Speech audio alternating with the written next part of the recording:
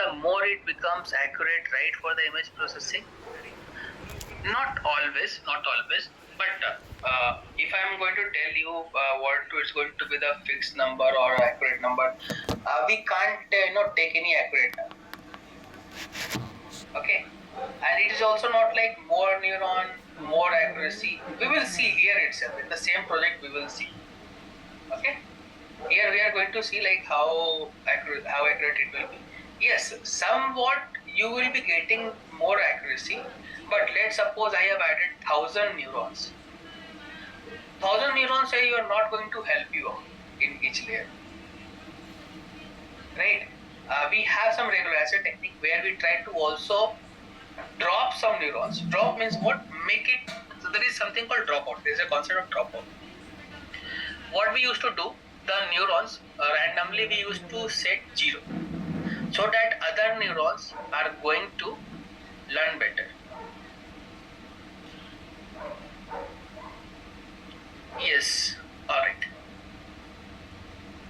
Right, Raj. So here I'm just going to show you how the things will be there. So you will have connection over here. All inputs will be given. All the inputs will be given to all the neurons over here.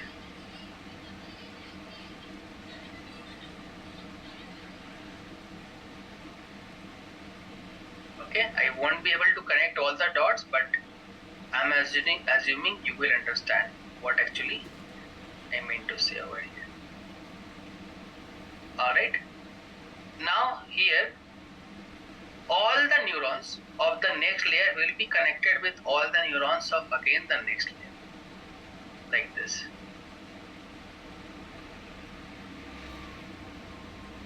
Okay.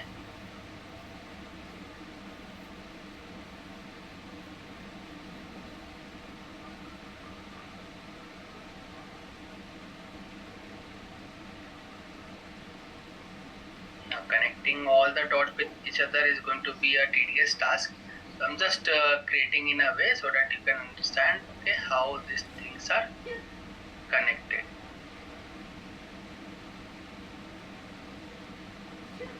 Fine. So all the inputs will be given to each and every neuron in the hidden layer, all the 100 neurons. And all the 100 neurons, whatever it is calculating, will go to each and every neuron. Will go to each and every neuron in the output layer. So that means input is going to the hidden layers, all the neurons, and all the neurons of hidden layer are getting input from all the inputs, right? All the 784 inputs. And the next layer is connected with all the neurons with the previous layer. This is how the connection we are having. So this architecture we are going to follow. Now we'll come back here. We'll try to run the code. Okay. So we are trying to create the model of that particular architecture that I have given you. Compile with the same parameters, and we are going to fit the model. Fit the model, which ask the model to train on the train data and test data. Sorry, X and Y, independent, and epochs file.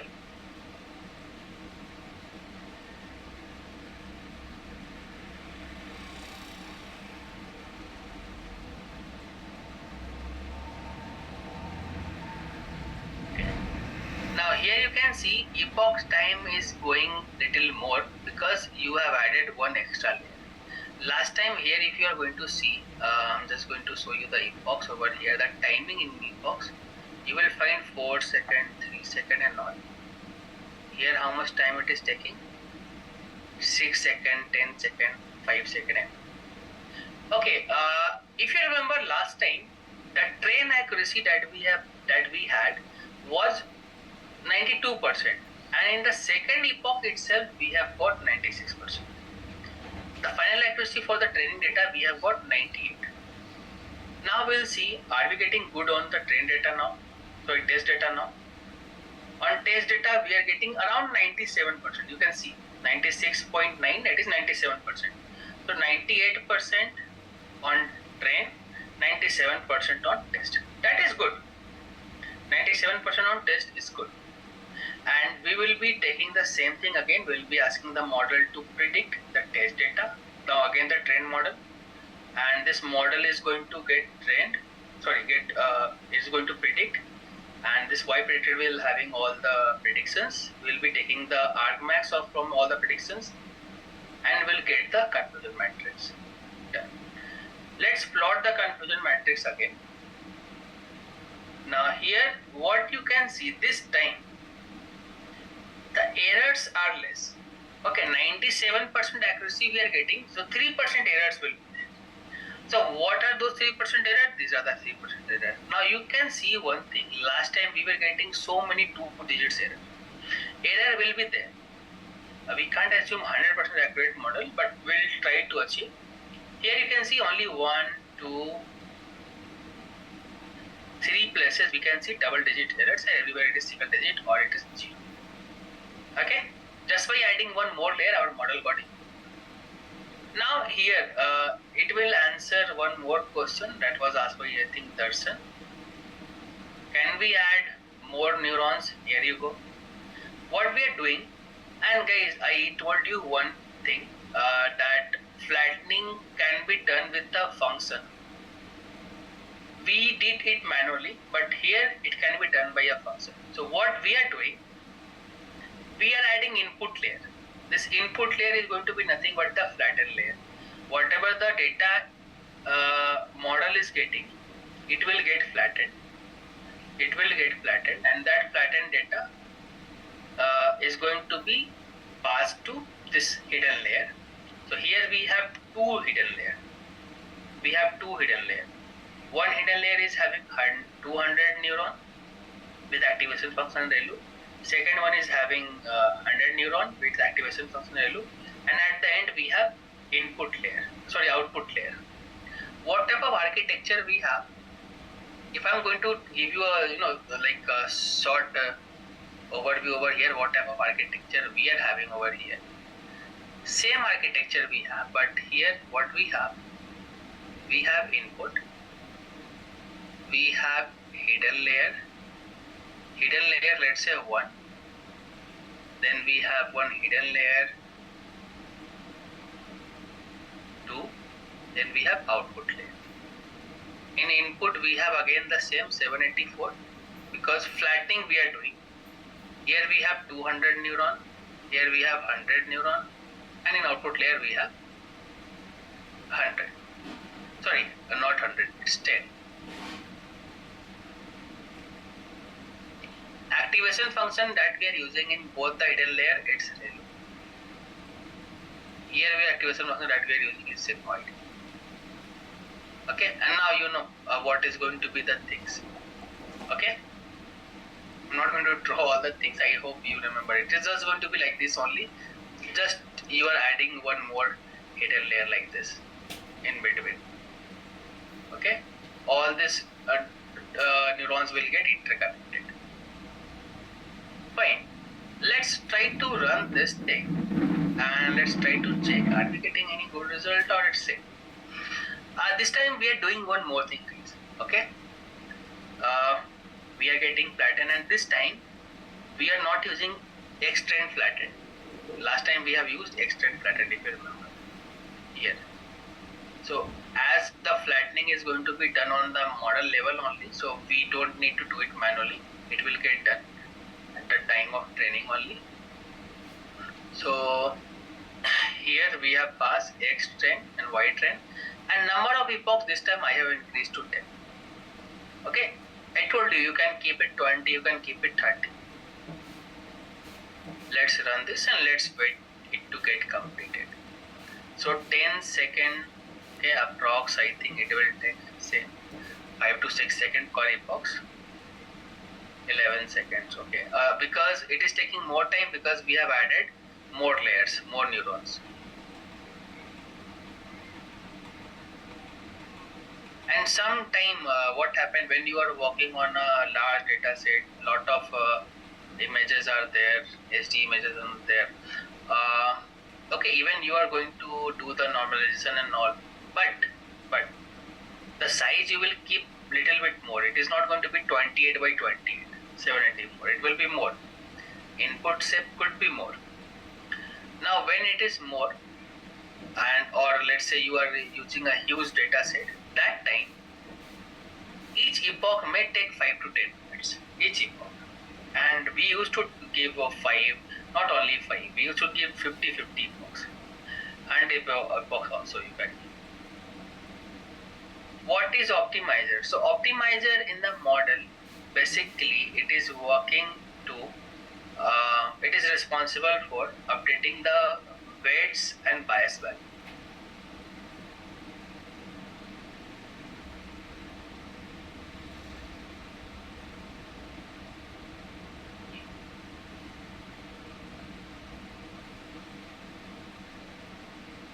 Okay, let it get completed. It's get completed. Just a second.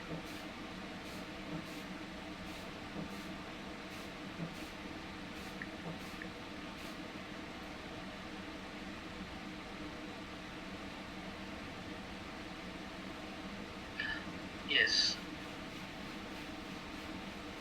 Okay. So when it comes to optimizer, so as I told you, optimizer is basically responsible to update the weights and bias in neural network.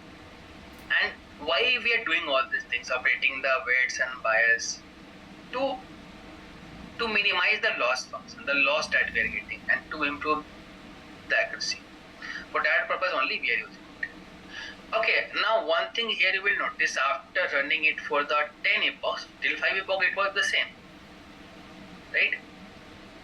Can you increase the number of epochs and check when will be the degradation will happen? Okay. Not in this project, maybe in other project we may see. Otherwise I'll increase it and I'll show you how many epochs you want. Let me complete this and I'll come back to your question, Nirmal. So you want me to see the degradation. The thing is that 18. Okay, 18. I'll put 18. Let's see one thing. This time you can see the accuracy, the final accuracy that we have got after the 10 epoch is 99.5. You can see very good accuracy. But are we getting the same accuracy or similar accuracy on the test data? On test data we have got, it is increased a little bit. It is increased. Now you can see previously it was 96.9, right? 96.9%. This time it's increased a little bit. 1%, like not 1%, 0.5% we can say, but even 0.5% matters a lot when it comes to the production level project. So are we able to get the better result now? Now you may see last time there were 3 2-digit error. This time we have 2 and somewhere else, and that 2-digit error was here. Now what we can see,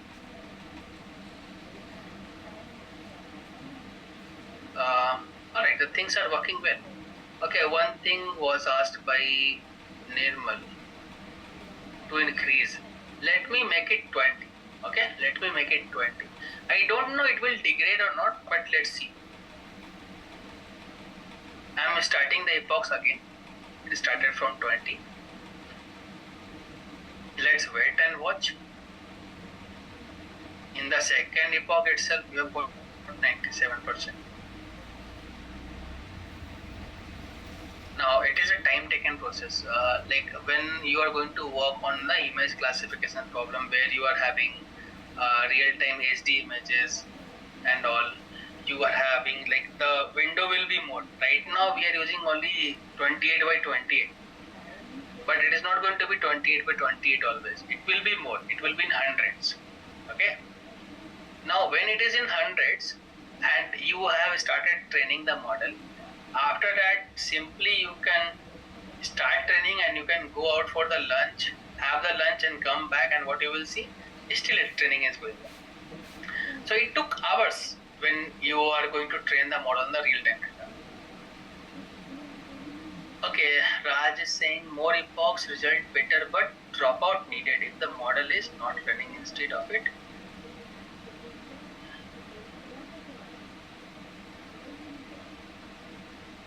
Alright, yes, yes. So not only we can say increasing the layers, we are talking about increasing the number of neurons. Even if the number of neurons are more, the dropout is going to set few neurons to zero. Let's suppose if I'm going to mention dropout 0.5, so 50% of the next layer neurons will get set to zero.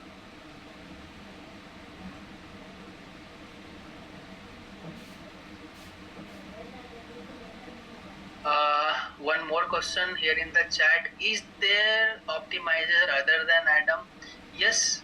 Look, ADAM stands for basically adaptive moment estimation, and there are few more what we can say optimizers. We have SGD. We call it as stochastic gradient descent.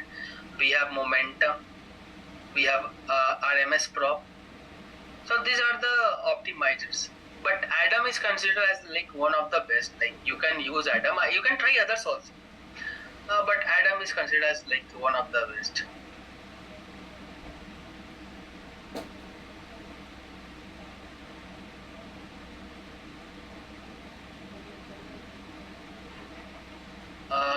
It's the advantage of becoming ML engineer. Nirmal, I didn't get the question. Is this question or you are suggesting me something? The loss is getting low. Okay. Yes. Yes. After 20 epoch, like you can see, we have got. Here you can see it was 99.67. Here it is 99.55. You can see here it was 58, it is 50. Again it become 54, 62. But final one is what? Final one is 99.55, 99.5. So you can see it is going up and it is also going down. That is degradation I was talking about. The loss is getting low. Yes, the loss we are able to optimize more. But if you are getting the same thing over here, you have to also check for the test one. Is your test data is improving? Is your model improving on test data also, the accuracy and all? But it remains same, right? It was 99, 96, 97.6 that time. It's still same. Fine. Clear till here, everyone? It's the advantage of becoming ML engineer. Is this your question or you want to ask something else? Or you are just updating something? Nirmal, I didn't get you.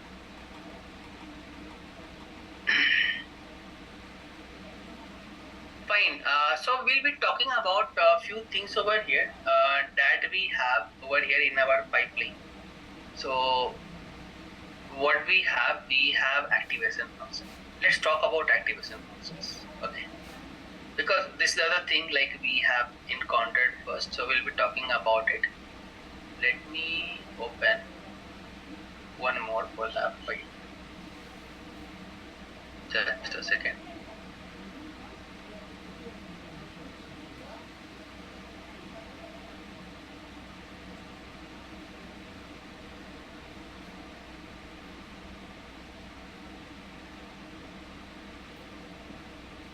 I'm going to share you this file, guys.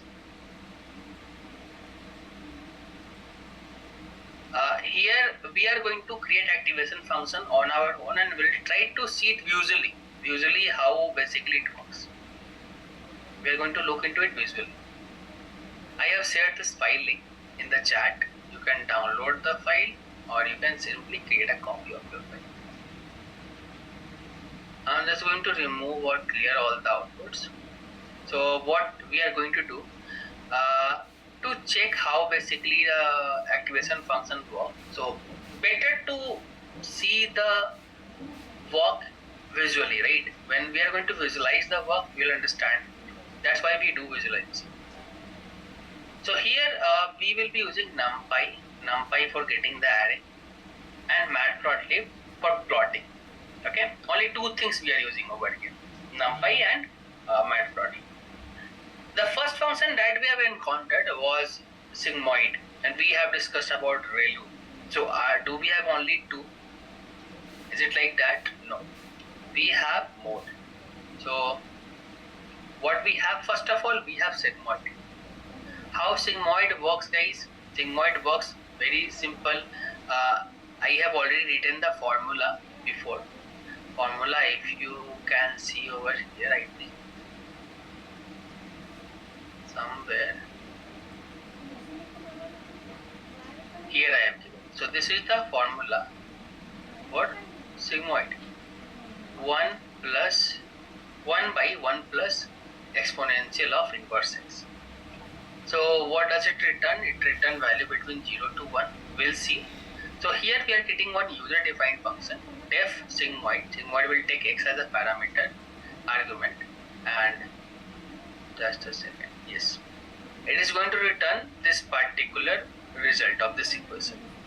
1 by 1 plus, look, exponential is not directly there in Python. So in NumPy we have this function of exponential like np.exp, and we are given -6. It is going to be considered as sin. We created the model, we created the function, and we'll check the function, we'll call the function, but first of all, on what we are going to call the function. Here what we want to do, we want to create one NumPy array that will be having values from -10 to 10. If you're going to see, here we have values from -10 to 10, np.cleanness. It is going to create values between the given range. Okay. Now on this given range of the value from -10 to +10, what we'll try to do, we'll try to apply sigmoid. So whenever we are plotting something, whenever you are going to plot something, you will have x-axis and you will be having y-axis. So the same thing is there. In x, we have kept this particular same array. We are going to plot plt.plot, and when you want to plot a line plot, you use plot function. X is nothing but this particular array, and on y-axis, what we are going to do, we are going to plot sigmoid of x. On x-axis we have x, and on y-axis we have sigmoid of x, and we are going to see the relationship of both. Line chart, basically we used to see the relationship between two different variables. Title I am giving activation function sigmoid. Let's see. Here you go. Now this is the value that we have on x. On x-axis you can see -10 to 10. What we have discussed, what basically the value sigmoid will return from 0 to 1, and if you are going to see the y-axis, what you have, 0 to 1, not more than 1, not less than 0. So this is how sigmoid function work. Whatever the value you are passing, it is getting compressed between 0 to 1. Okay, a probabilistic. Then we have binary step. Binary step can be used in between the layers, okay, if you want. So what basically binary step do? By the name only we can understand binary means nothing but 0 or 1. Only two things. The same thing is there. Now whatever the value you have, if your value is 0 or negative, it will considered as 0. If your value is greater than 0, it will get considered as 1. So here, to implement binary step, we are using one NumPy function heaviside. So heaviside do the same thing. If x is positive, it will return 1. If x is negative, it will return 0. Let's run this. Done. Now here we are going to check the function. -9 we have given. So here we are taking -9, binary step of -9. So what we can see, we got 0.0. Here we are passing 99, huge number. We got 1.0. Right, now you can see the difference. Now we are going to plot it over here, the same. So we plotted it. Now what you can see, all the numbers, those who are those who are negative has been considered as 0. And all the numbers that were positive has been taken as 1. That is binary step. The second one is linear. Linear we use when we are working on regression problem and all. And linear is very, very simple. It returns whatever it means. Okay? It returns whatever it means. It is taking x, it is returning x. So it is going to have a simple linear relation. Now we have one more interesting function, that is tan h. Tan h basically is going to, if I'm going to just write down the formula of tan h, it's going to be, let me write down here itself.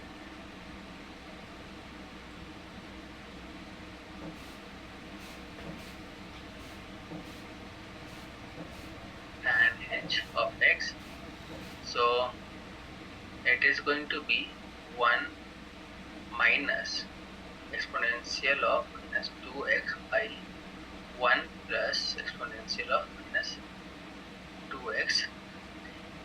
What exactly it return? We are not worrying about what exactly this formula is all about. What actually it will return? It will return value between -1 to +1. Fixed length, -1 to +1. Alright? Fine. So moving ahead, we are going to see the implementation over here. So what we have, now I can write the formula like this, but it will take time. What exactly I have done? So I have taken a multi-line comment. In this you can understand what exactly the calculation will be. So we already have one tan h function in NumPy. NumPy, as you know, it stands for numerical Python. So you have all this type of functions. So it will take, this function will take x as a parameter and will return tan h of x. Let's run this, and we are giving the same.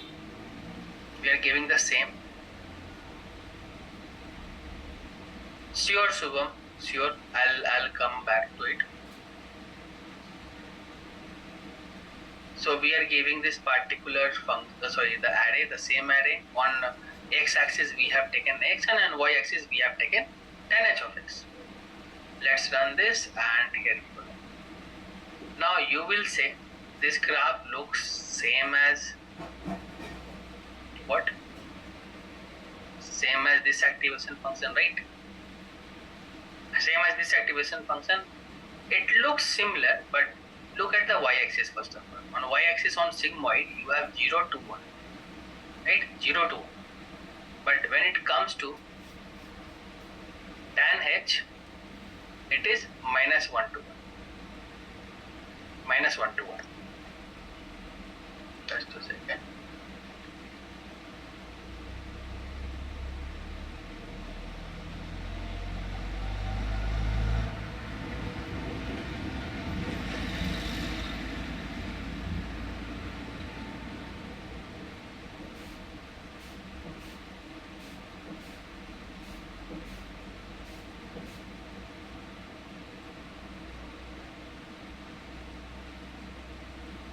Fine. Moving ahead, we have ReLU. So what basically ReLU do? ReLU, if you remember, we have already discussed, it works on a very simple principle. If I'm going to talk about ReLU, let me write it down over here. ReLU. This is my pen.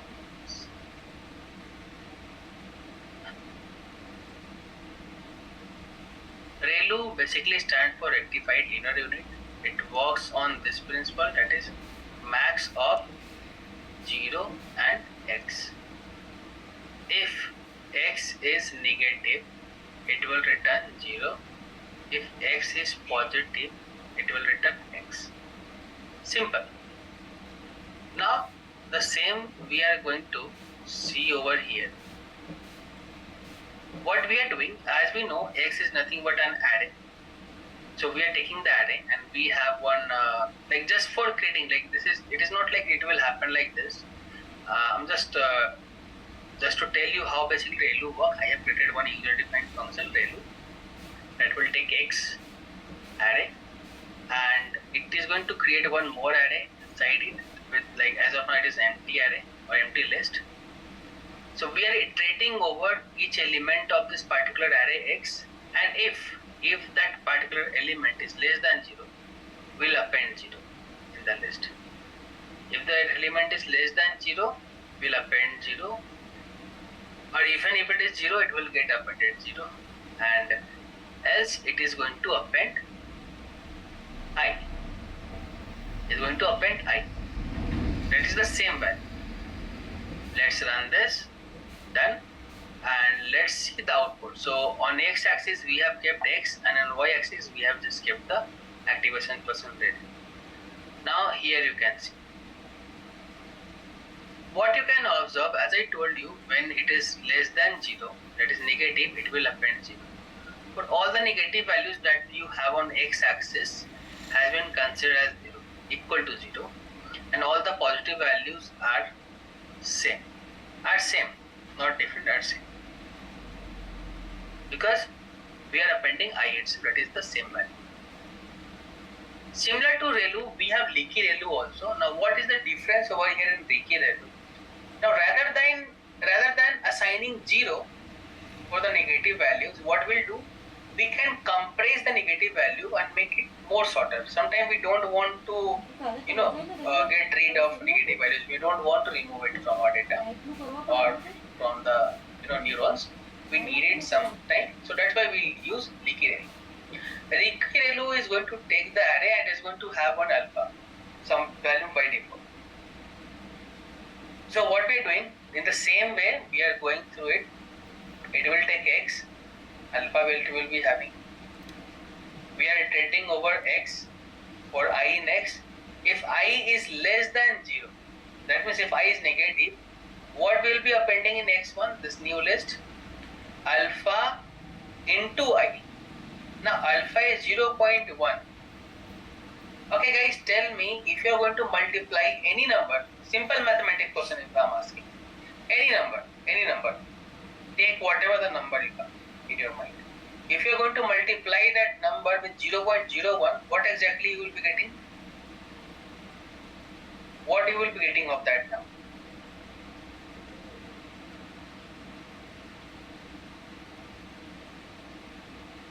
Anyone?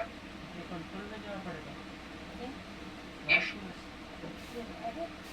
okay, let's say if I have 500, if I have 500, yes, exactly, this answer I want to hear, I want to see. So Anurag has given the right answer. It is 1% of the number. It's very simple guys. If I am going to multiply any number with 0.5, we will get 50%. If I am going to multiply any number with 0.25, you will get 1/4 of it. It is 25%. 0.01. So that means what is going to happen over here? Negatives number we will be keeping with us, but we are going to multiply it with 0.01. That means we will be taking only 1% of the number. We will not going to make it disappear like 0. We will be having some negative. And if it is not negative, the same number will get added. So let's create the function. Done. And here we run it, and here you go. Now you will say this graph of leaky ReLU and this graph of ReLU is same. It looks like same, right? It looks like same. Now if you are going to see over here on the x-axis, this line is directly parallel to 0. It is 0 for sure. But in leaky ReLU, if you are going to see, it is going slightly below 0, right? Slightly below 0. Now it is not negative, it is not 0. Here it is having the negative numbers, but what type of negative number? 1% of the its original value.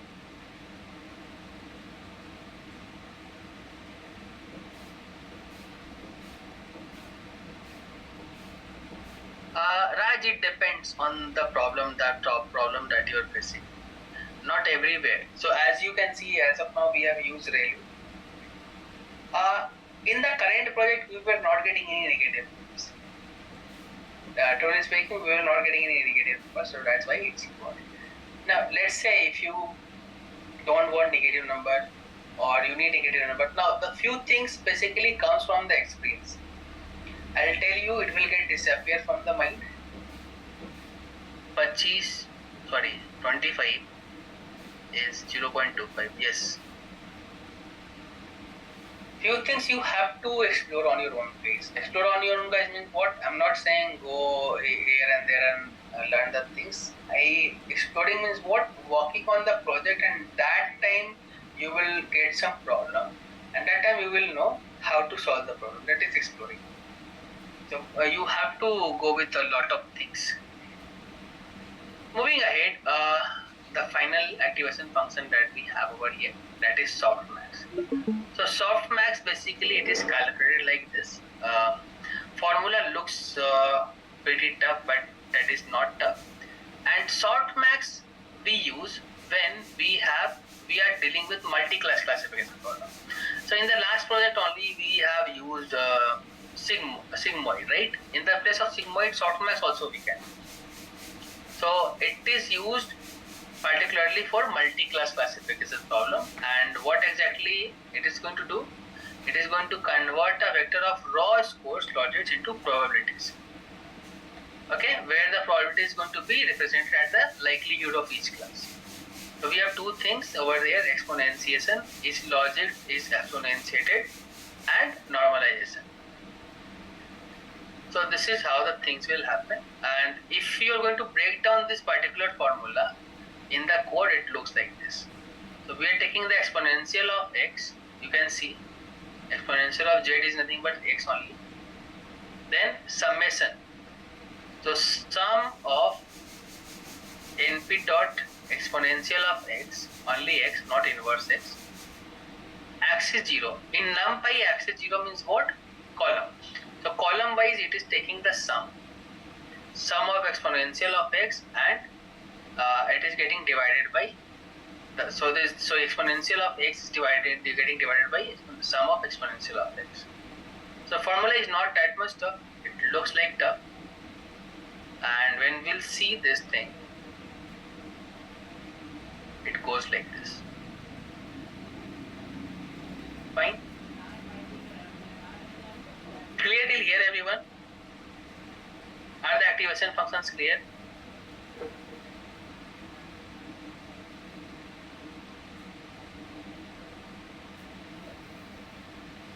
Guys, I need a break of 1 minute. I will be back in 1 minute. I'm just bringing my water bottle. I forget to keep my water bottle with me. I just fill it up and I'll come. Just allow me a minute.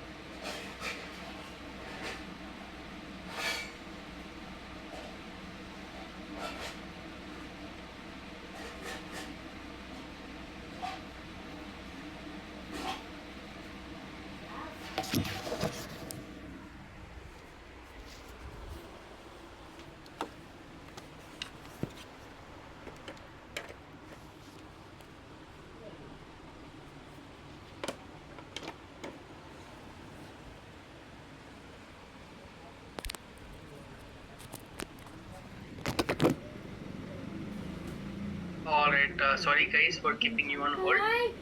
We can continue now. Okay, if activation function is clear. Okay, so Raj is saying, sir, I'm stuck on 3D CNN training. For binding classification of brain tumor, please connect on. Sure, you can give me a message. Or what you can do if you're working on a notebook, give me the notebook, share the notebook like I used to share, share it with me on LinkedIn. I'll look into it, and if any improvement is there, I'll let you know. Okay. Fine. Let's move ahead.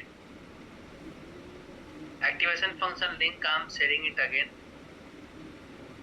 This particular notebook link.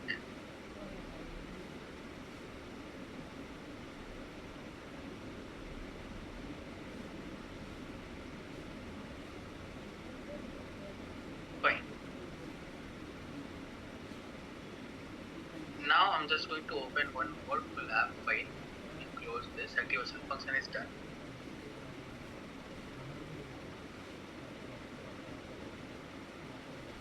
So we are going to talk about regularizations. Okay, regularization in deep learning, in the neural network. So we have n number of regularization. Okay, n number of regularization. So what we used to do over here, why we need regularization first of all? Why there is a need of regularization? Now let's suppose you trained a model, and you are getting very good. Okay, one question from Subham, sir, can you explain why we are using activation function? Okay, so activation function we are using simply, if I'm going to talk in the very simple language, to decide whether a neuron should fire. Fire means what? It should pass the information to the next layer, and how much signal it should send. Okay. So in deep learning, this activation function is nothing but a mathematical gate. Mathematical gate placed on the end of each neuron. It is there on end of each neuron, and primary goal is going to decide whether neuron should fire or not. Fire is nothing but pass the information to the next neuron. So activation functions are nothing but the decision maker of a particular neuron, or you can say cell. Decision maker.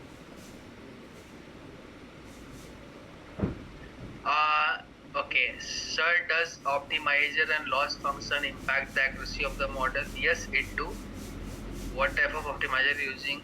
Loss functions are clear. Loss functions are not going to affect the model accuracy. Loss function is just going to tell you the model efficiency. It is not like that. It is not having any role in the training of the model. Training of the model means what? No, it is not having any own parameters basically. Loss function at each step we are using to check how well our model is working. Yes, optimizer plays a very vital role in training. Okay, you can choose optimizer. Let's suppose I am using Adam again and again. You don't want to use Adam, you can go for SGD. SGD, Scottish gradient descent. RMS prop. So this type of optimizers are there, you can choose. So simply answering that question, activation functions are nothing but the decision maker of a particular neuron, whether it should pass the information to the next neuron or not. Fine. Now we have regularization technique. I'm just coming back over here on regularization. So regularization technique, why we use? Let's say you trained a model and you are getting 90% accuracy on training data. On training data, you are getting 90% accuracy.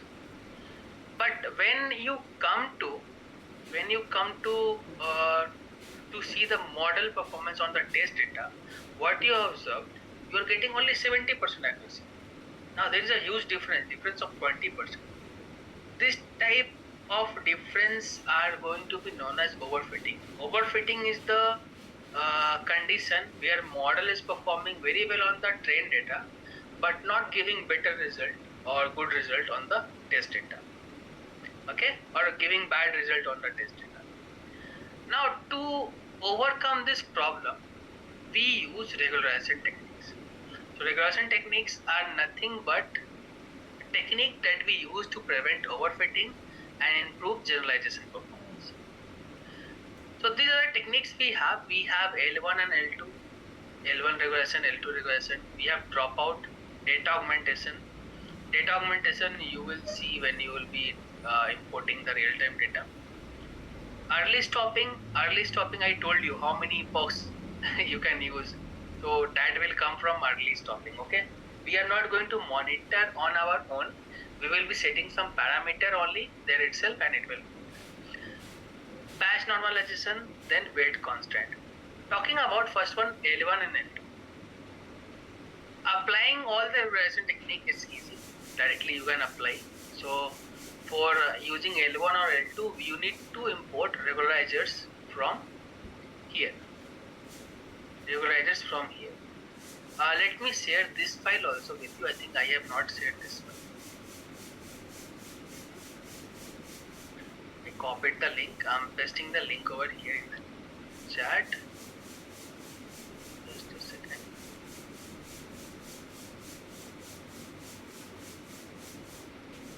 Yes. I have shared this file also. Fine. So what exactly L1 is going to do or L2 is going to do? To add this two, we use regularizers. And you can add regularizers in the, let's say, the first hidden layer that you are adding or in between also anywhere. What regularizer is going to do?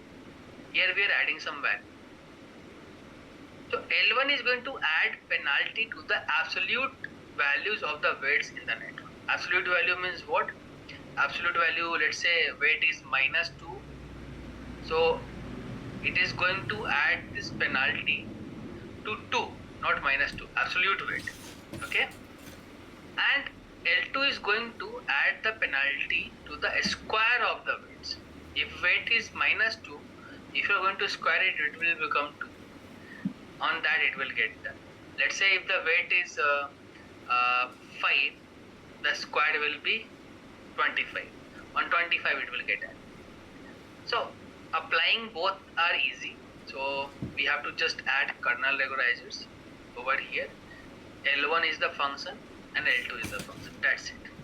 Here I am not going to run anything. I am going to show you. I want you to practice it on your own.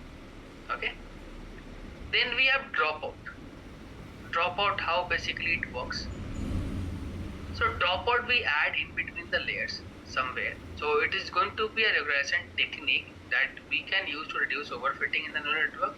And the main idea behind is like dropout is going to randomly drop out, or it is going to set to 0 some of the neurons.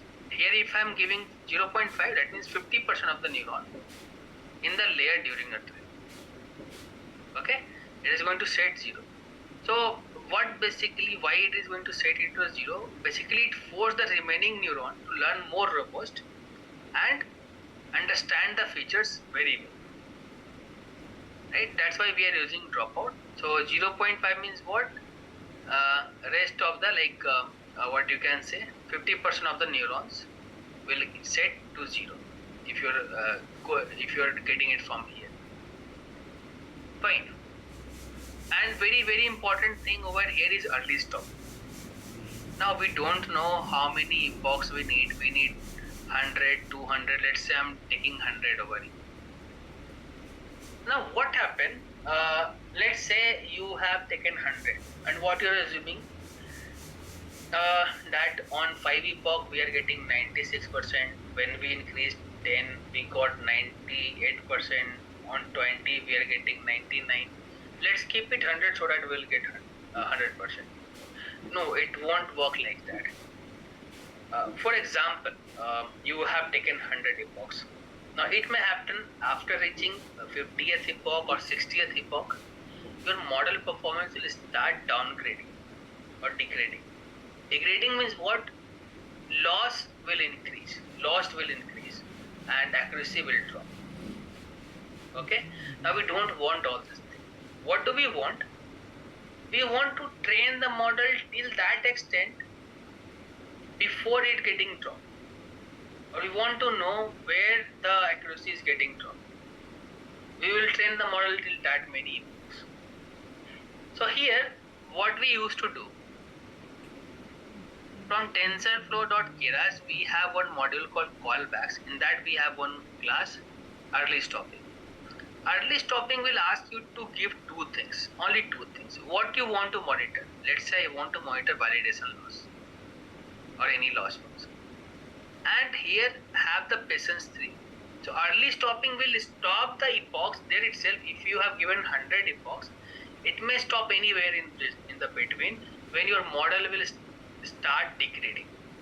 Now the sometime what will happen, now you might have seen over here in the last epoch, in the last I think, yes, from 58 it go to 50. Now let's say model will stop here itself, right? But after that 50, what you can see, it going 54, again 62, again after 62 it's going down. Now here we need to wait for the next epoch also to check whether it is working good or not. You can see here it is 50, it become 48, 50 again, 49 again.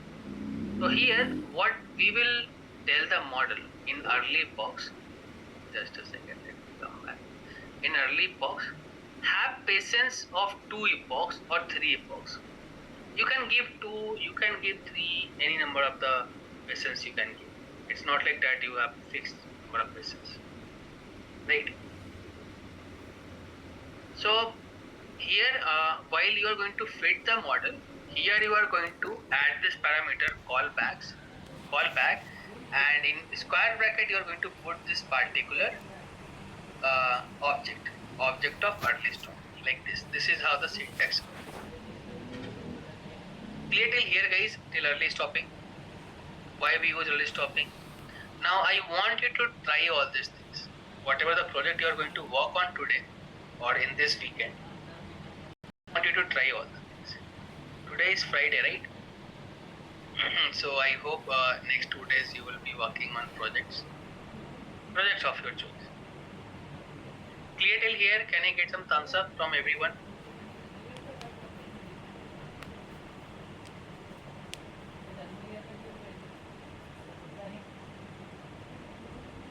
Perfect.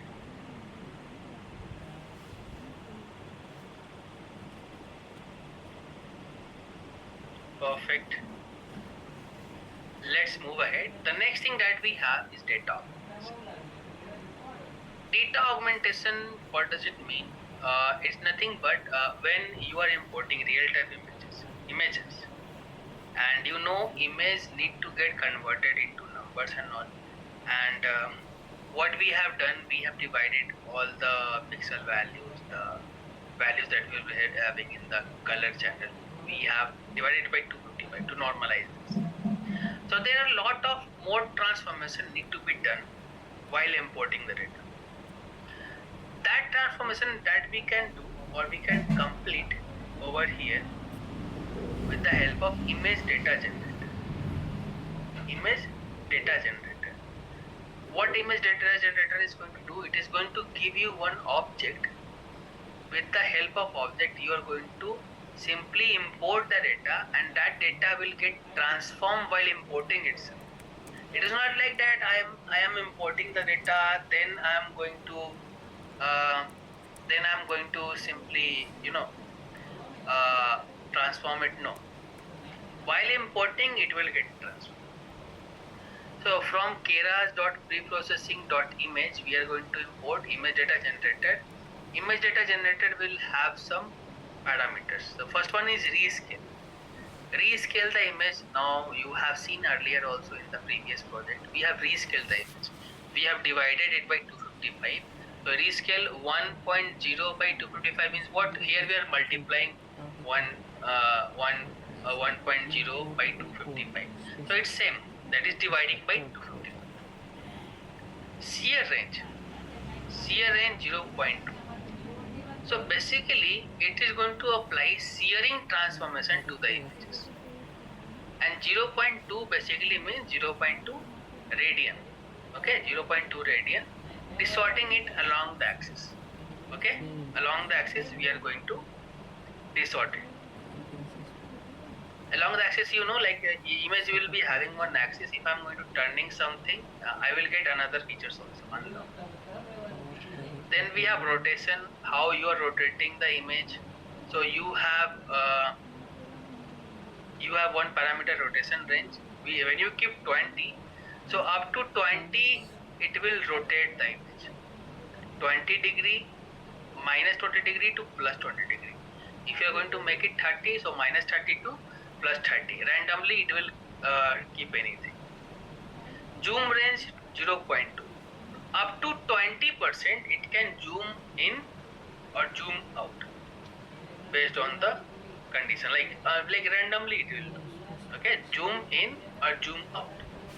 Then we have vertical flip and horizontal flip. Horizontal flip means what? Left to right, like this, left to right. And vertical flip means what? Top to bottom. Top to bottom. Why we are doing all these things? When we are training the model, we want the model to get all the context, all the features, each and every detail of the images. Now, let's try to understand. Let's suppose you are training a model, helmet detection system. Helmet, how you are going to detect the person is wearing helmet or not? You need to train the model where you are getting data from all the angles. Okay. So when we have to train the data to the model, to give the data to the model or train the model on a data specifically, that is going to understand each and every part of that image and each and every minute details. If I'm flopping it, if I'm zooming it, zooming out, so all the things are there. Now just imagine if you're going by the bike, you may be in speed, you may be going slow, you are coming or you're going, right? So that means sometimes you're giving the back view, sometimes you're giving the front view to the camera. Both things is happening. Now how the camera will decide? Even if you're coming from wrong side, you will get challan if you're not wearing the helmet and if you caught on the camera. That means that particular model is trained from all that. So this is what we use data augmentation for. Then we have batch normalization. Batch normalization means what? When we are training the model or when we are creating the layers, and in epoch you can see the epochs are nothing but training of the model in different batches. Batch size also you can decide. Now sometime what we used to do, we used to add batch normalization layer after each fully connected layer at the convolutional layer. Convolutional layer means what? When you are going to work on convolutional CNN project, that time you can implement it. Here it is not required in it. But in convolutional layer means what? You will be adding something advanced over there. So basically it is going to normalize the inputs by subtracting by the batch mean.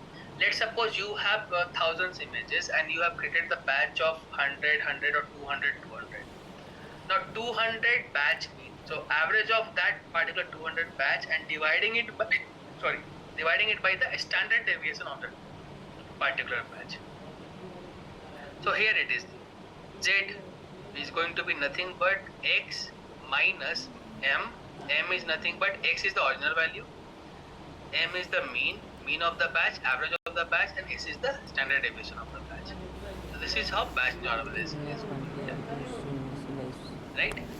After that we have weight constant, like for changing the weights and all. While applying L2 you can add it over there again. Okay. while applying L2 you can add it over there. It will work. Alright, so I think this one I have said, I'm sharing it again guys.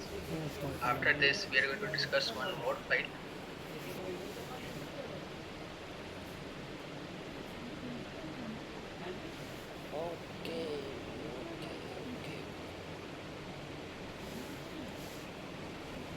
Alright, done. I have shared this particular link with you. You can simply go through this particular file. One more thing, or you can say the last topic of the day we are going to discuss is loss functions.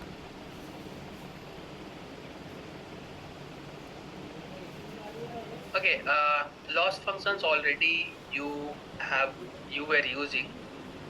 Now we will try to discuss few more things over there, because we have few more things. When it comes to deep learning, we talk about this activation functions, sorry, loss functions, binary cross entropy or sparse categorical cross entropy. We'll discuss about this. First of all, we'll start from regression and what exactly the cost function or loss function is. So loss function, we also know it as a cost function or objective function. So why we use it? Basically quantifies how well machine learning model predicts or how well it's performing, how well the prediction match to the actual target, that the ground truth we used to get in the training data. So our primary goal is going to be to minimize this loss function, as doing so result is better, to get the better performance of the model and more accurate predictions. Now to just show you how does it work, here we are going to use, let's say, TensorFlow, and how does we will be creating loss function also, just like activation function we have created before. We will be creating loss functions as well. Let it get loaded.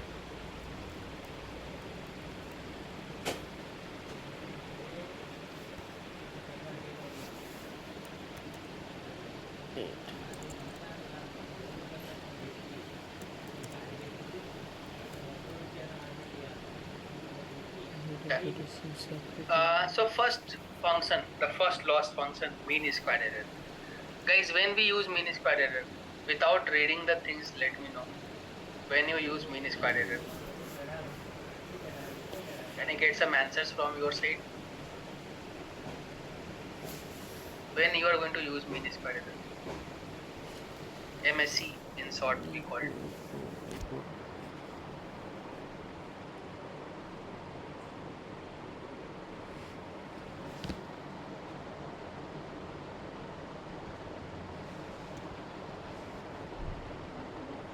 Anyone? Have you used mean square error before? When you have used? Just tell me when you have used. I'm not talking about the date. In which project you have used? During regression. Very good, Nirmal. During regression. During regression you have used. Perfect. So the same thing we'll be discussing here again. So what exactly we are trying to do over here? We will be discussing about these functions again, so that you won't get any revision again, because you have already used it, right? The purpose of discussing it again, because I need to discuss the loss function for deep learning related to classification. So why don't we also discuss regression wala part? Alright. So MSE stands for mean square error. We use when we are particularly working on regression problems. Regression problem where we have to predict some continuous data. What exactly it is going to quantify or calculate? It is going to calculate the difference between the predicted value of the model and the actual value of the model. Square difference basically. What does square difference means? Let's try to understand.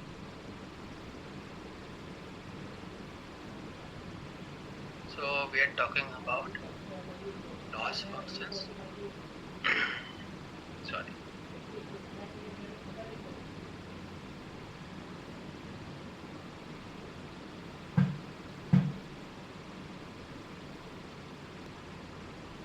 SE, that stands for mean squared error. I don't think I need to write. So formula goes very simple. 1 by n into 1 by n into summation of y hat minus y का whole square. What is y hat? If I am talking about y hat, it is the predicted value. And this is actual. Difference between actual and predicted, we can say. Difference squared of actual and predicted. Yes, actual. What is n? N is nothing but the number of rows, number of data points you have. Very simple. Okay, it makes sense. Simple mathematical representation, or in other word, you can also represent it like this, taking the summation of y hat minus y ka whole square by n. That's it. Let's not make it complex. Mean square error. Okay, just a second.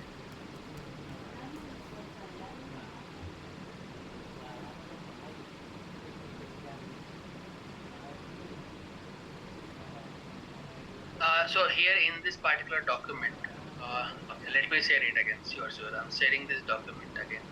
Just a second.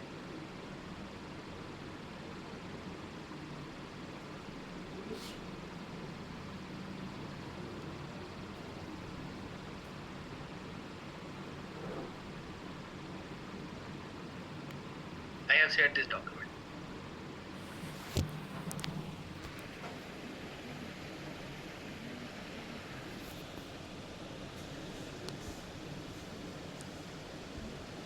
Alright. So all the parameters we have over here I have already mentioned. N is nothing but the number of data points, the samples in the data set. Yi here, Yi, just a second.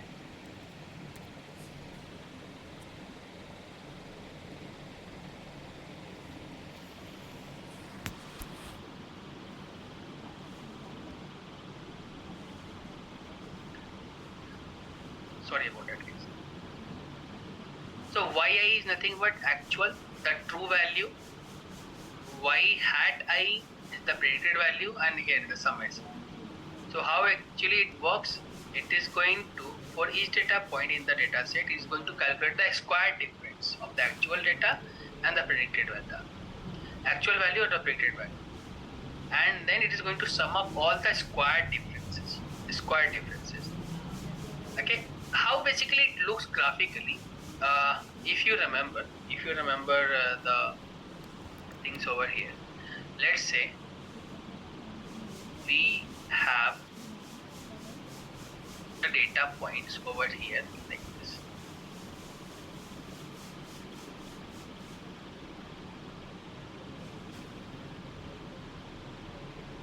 Now if I'm going to create a regression line, let's suppose I'm using linear regression. Okay, no problem, Dimai.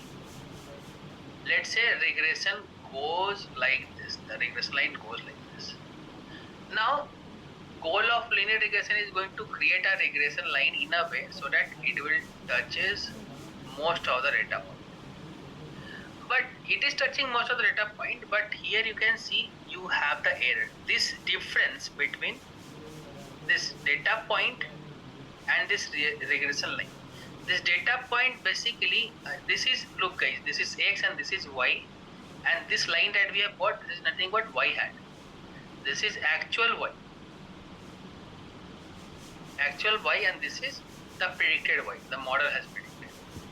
So we are taking the sum of all the distance. This is nothing but sum of all the differences, and we are squaring it, and we are dividing it by the total number of data points we have. That's our MSE mean square error. Okay, I hope it is making sense now.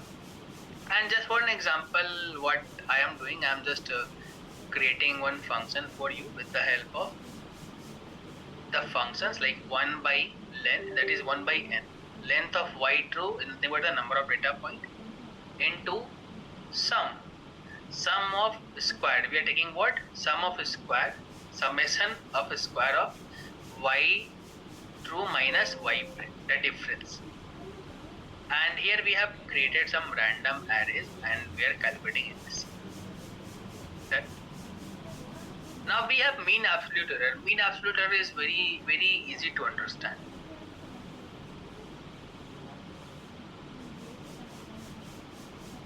MAE, mean absolute error.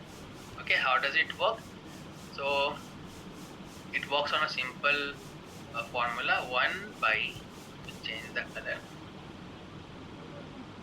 1 by n into absolute. If I'm going to talk about one thing, if I'm going to talk about what is the absolute value of minus 2, you will say 2. What is the absolute value of minus 14? You will say 14. That's what we are doing, taking the absolute difference, summation of absolute difference between y and y hat. Now it could be, like you can also keep y hat before, y hat after. So absolute difference is nothing but actual difference. If it is negative, it is positive, it doesn't matter. Even if it is negative, it will get turned into positive. So we are trying to calculate the absolute difference over here. So that is what mean absolute error is. So here we have created one function MAE, and to get the absolute difference, what we are doing, taking the abs function from TensorFlow, we are taking the summation of y true minus y prime and dividing it by the length of what? Y true, it is n. Done. And on the same array we have got 0, so it is 0, mean absolute error is 0 over here. Fine. Now I think it is going to be the first time when you are going to see Hoover laws. Now Hoover laws, guys, basically works on a very simple principle. What is that simple principle? You might be looking into all these things. So this is the actual formula, okay, and you will find this formula is very complex. Okay, how I will remember all these things? It's very simple. With programming it becomes very simple. Let me explain all these things. I'm not going to go through this particular thing, but I want you to go through this thing, right? Read the things, but you will come to know about this whole function easily. Just a second. Yes. So we are creating Hoover laws. In Hoover laws, we are going to create. We will take actual value and the predicted value. And one more thing is delta. Delta is nothing but the threshold. Now let's suppose you have decided this should be the error. Error should not go beyond this. If error is going to go beyond this, you will be taking some other measures. So Hoover laws is going to calculate the loss in two different ways. What is the two different ways? First of all, we are calculating the error. Okay, we calculated the error. Y true minus y prime. We got the error calculated. Now here, what we are doing, we are taking the absolute value of the error. Now if you are going to look into the formula is all about taking the absolute difference. Okay, absolute differences. So before putting it over there, I am taking it the actual value. I am taking the actual value of the error, absolute value. Even if it is negative, we will be taking it as positive value. Now here we are calculating the Hoover laws for each element. So with the help of np.where. np.where basically works on condition. np.where function, it works on condition. What type of condition? Here we are giving if the absolute error, if the error that we are having, if it is less than or equal to delta, delta means what the threshold that we have given, or by default threshold, then apply this formula or this calculation. If this formula is not, if this condition is not true, if it is not satisfying, then go with this particular formula or this particular calculation. So two different types of calculation you can see, and based on this given what we can say condition, will decide where to. Now, if the absolute error that we are having, it is within the range of delta. That means if it is below threshold, below or equal to threshold, we will simply do one thing. We will take the half of the error square. 0.5 into error ka square. The same thing you will find over here. 0.5 into error ka square. Okay. If it is not becoming true, like if let's suppose if it is going beyond delta or threshold, we'll do delta into absolute error minus half of delta. Delta into absolute error minus half of delta. 0.5 means what? Nothing but 0.5 into delta is nothing but half of the error. Sorry, half of the delta, right? So once you are going to calculate the loss, like no matter whatever the loss you have calculated, you will be taking the mean. Mean means what? The average of that entire column, and you are going to return the mean. That is the average. Okay. We created the formula and we checked it. So we got 0.07, the Hilbert loss for this. Okay. Delta I have given what? 1. I am assuming 1. So these are the functions that we use for regression. Okay. Whenever you are going to work on regression problem, you may use these three types of particular functions. Now for classification, we have two major functions. And when it comes to classification is of two types only. When you talk about regression is only one type, but classification, let me just erase this. Classification is of two types. What are those two types? So the first type is binary classification, and second type is multi-class classification. In binary classification, we have only 0 or 1 or 0. That means yes or no. The mail is spam or not, yes or no. The person is going to get the loan or not. The person is defaulter or not. Right? The person is having the disease or not. Right? Yes or no. When you are just going between yes or no, that image is about cat or dog. Okay? Let's suppose you have given one image you have given. So which animal it is? Cat or it is cat or dog. So let's say 1 for cat, 0 for dog. That means we are working with only two classes. When you have two classes. Now when you are having more than two classes, it could be 3 classes, it could be 4 classes, or it could be more. If you remember in handwritten digit recognition project, we were dealing with multi-class classification and we were having 10 different classes. 10 different classes means what? 0 to 9. 0, 1, 2, 3, 4, 5, 6, 7, 8, 9. So we had 9 different classes. Right? Now, when we are dealing with binary classification problem, we use this particular loss function, that is binary cross entropy. Binary cross entropy. How does binary cross entropy work? Let's see the mathematical representation. It is very, very simple. It is y minus of, taking the negative, so we have L of this function is taking y and p. Y is nothing but the two binary labels, and P is nothing but the predicted probability that the data point belongs to this class. Okay, class 1. Predicted probability that data point belongs to this class, the class with label 1 weight of. So it is going to be minus y into log of P.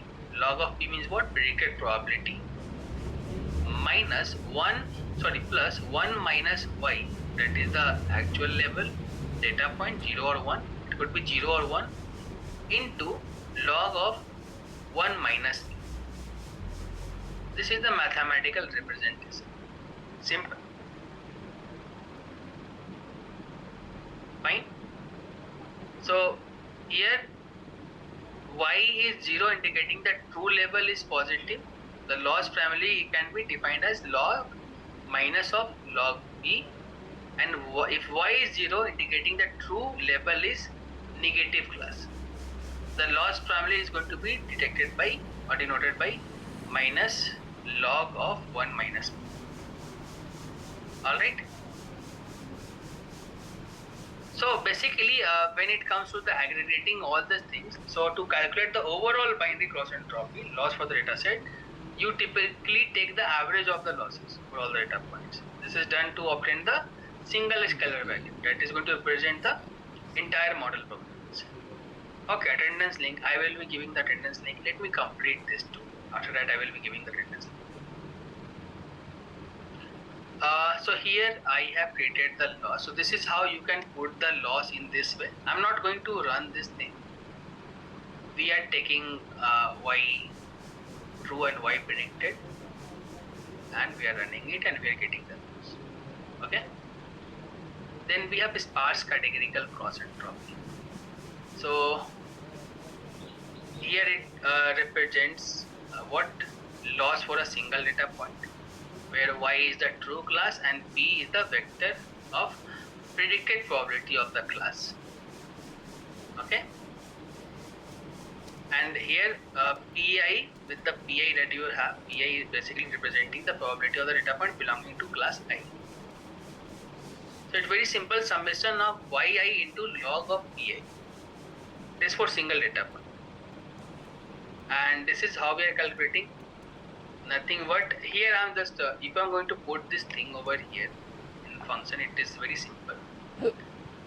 And here if I'm going to calculate the loss wise, it is going to be calculated like this. Sparse categorical cross entropy we will be taking. Okay, I'm just sharing the, let me stop sharing the screen. I will share the attendance form. Just a second guys, please wait for a minute. Let me keep the screen shared. I will be back in a minute. Just give me a minute, I will share the link, attendance link. Wait for a minute.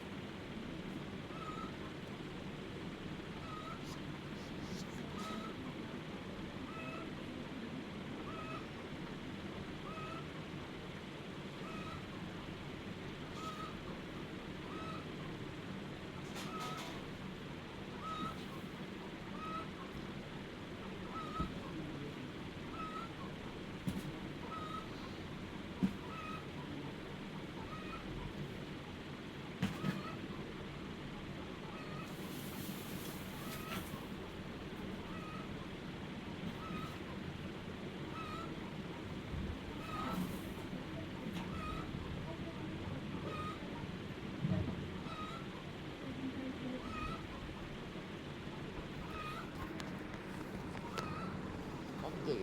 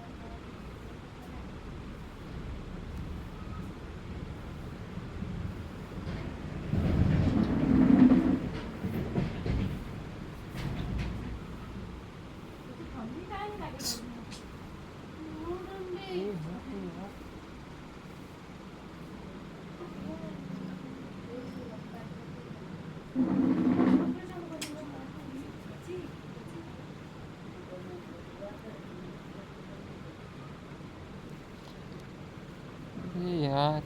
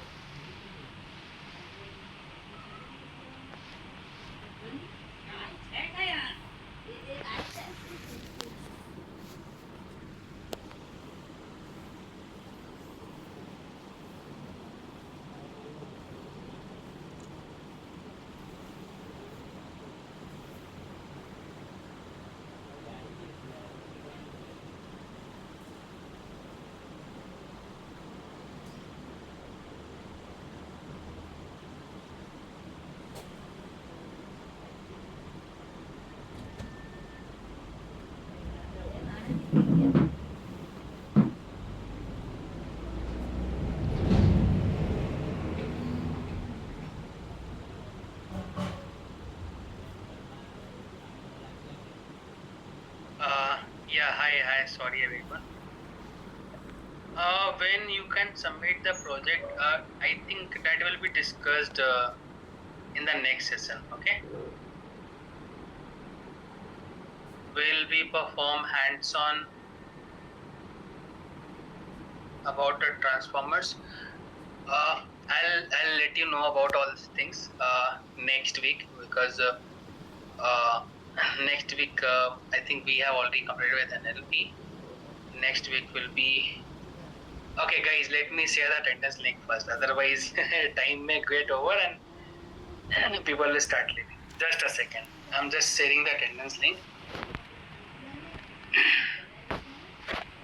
I'm sharing the attendance link. Just a second.